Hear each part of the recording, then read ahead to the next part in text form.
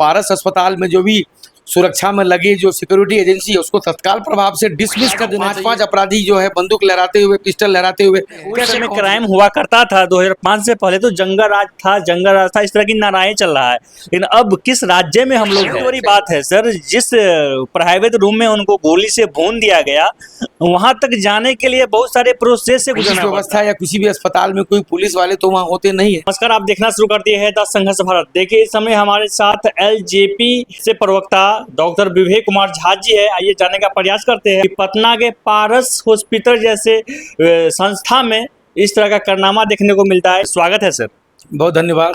राजधानी पटना, जहां हजारों लाखों लोग यहाँ रहते हैं, बसते हैं, वहाँ के हालात अभी बद से बदतर हो चुके हैं। क्या कहेंगे इस विषय पे? जी, काफ़ी दुखद है ये पूरे बिहार वासियों के लिए। इस तरीके की घटना बिल्कुल नहीं होनी चाहिए। ये कहीं ना कहीं सिस्टम का फेलियर है।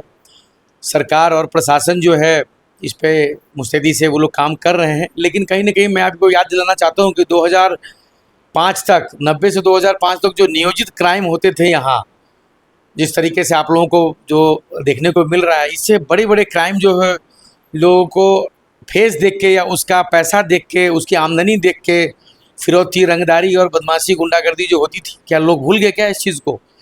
हालांकि मैं इसका कंपेयर नहीं कर रहा हूँ, हमारी पार्टी उसकी निंदा करती है। हमारे नेता आदरणीय चिराग पासवान जी ने भी इस पर दुख जताया है।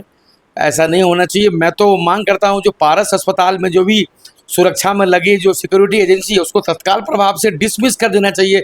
बिहार में ऐसे लोगों की कोई ज़रूरत नहीं है। सुरक्षा चाहे कोई भी हो, चाहे कोई नेता उसको नेता ऑन कर रहा है, चाहे कोई ब्यूरोक्रेट कर रहा है, चाहे कोई भी कर रहा है। देखिए, अगर बिहार को डेवलपमेंट के रास्ते पे आगे बढ़ाना है, बिहार में कुछ उन्नति के रास्ते पे जब हम बात करते हैं, पंजाब, हरियाणा, महाराष्ट्र, गुजरात के कंपेयर करते हैं बिहार से, तो विकास के रास्ते पे करने के लिए ये सब ध्यान देना पड़ेगा। पारस जो इतना बड़ा अस्पताल है, क्यों सिस्टम के फेलियर है। हम लोग देखिए, लोग जो पॉलिटिशियन कुर्ता पजामे में जाते हैं या बंडी लगा के, या कोई भी नेता या कोई अपना सूट और टाई लगा के जाता है, उसकी भी सुरक्षा जांच होती है। वहाँ मेटल डिटेक्टर लगा रहता है। तो ये अपराधी, पांच अपराधी जो है बंदूक लहराते हुए, पिस्टल लहराते हुए कैसे पहुंच गए? हम सुरक्षा पे भी आएंगे सर, लेकिन सवाल ये है, आपने 2005 की बातें कही, इस क्राइम को क्या नाम देंगे आप? नहीं, ये तो दुखद है। हम लोग इसको कंपेयर नहीं करते हैं। इसको इतना ताबड़तोड़ इस तरीके से जो घटना घट रही है, इसके लिए तो हम लोग मौन है, निशब्द है, कुछ बोल नहीं सकते हैं। उस समय क्राइम हुआ करता था 2005 से पहले तो जंगल राज था, इस तरह की नाराएं चल रहा है। लेकिन अब किस राज्य में हम लोग हैं? देखिए, सरकार इस चीज़ के लिए काफ़ी गंभीर है। मौजूदा जो माननीय मुख्यमंत्री जी हैं, सुशासन बाबू, उसमें इस तरीके की घटना हम सभी के लिए आश्चर्यचकित है।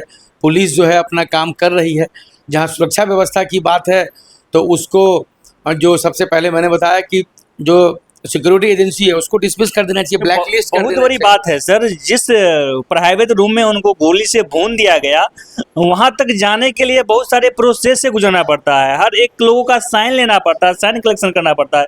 उसके बावजूद भी जो अपराधी 5 दिख रहे हैं, वायरल चल रहा है सोशल मीडिया पे, बिना मास्क लगाए, बिना डर के अंदर घुस के फायरिंग तक कर डाला।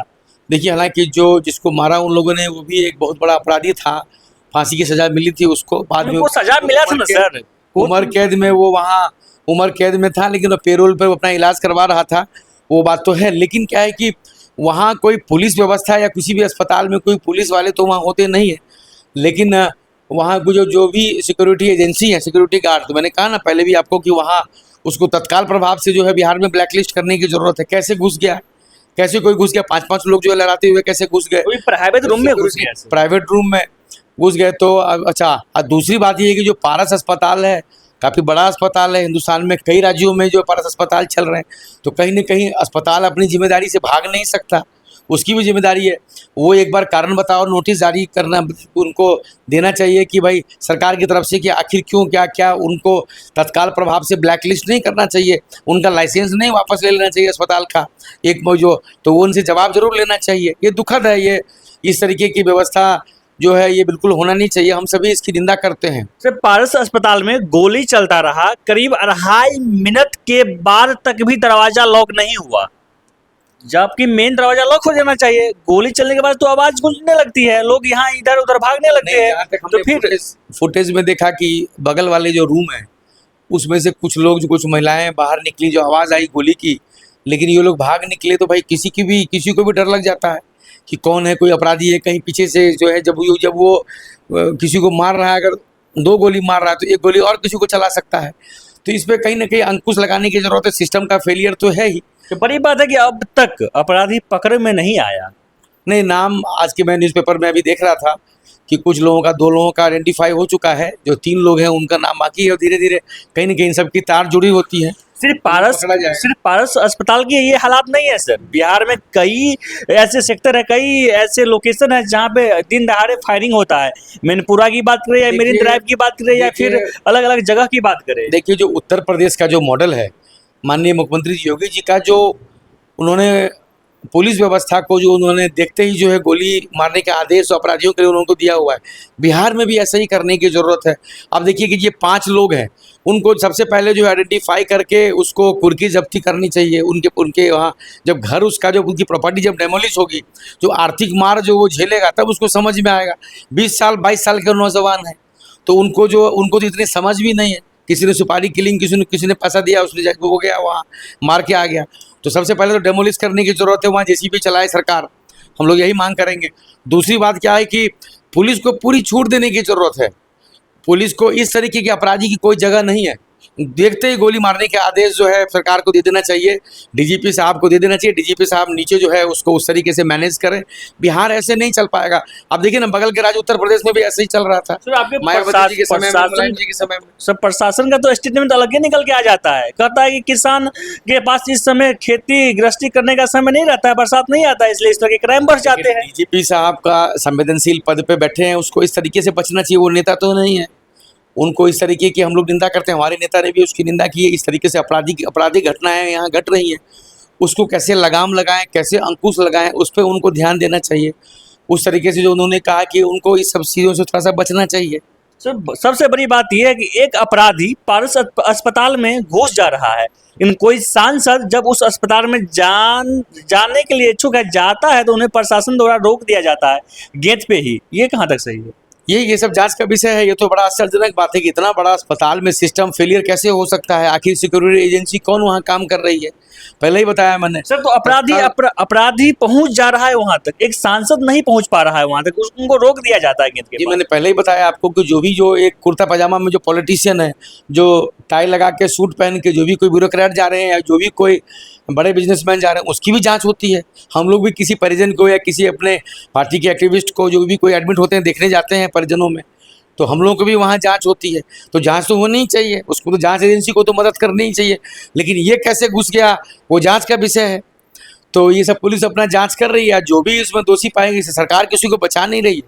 सरकार पहले तो होता था कि भाई किसी नेता का कोई जानने वाला है, कोई रिलेटिव है या उसका संरक्षण प्राप्त है। इस सरकार में इतना आप समझ लीजिए कि वो अपराधी बचने वाला नहीं है।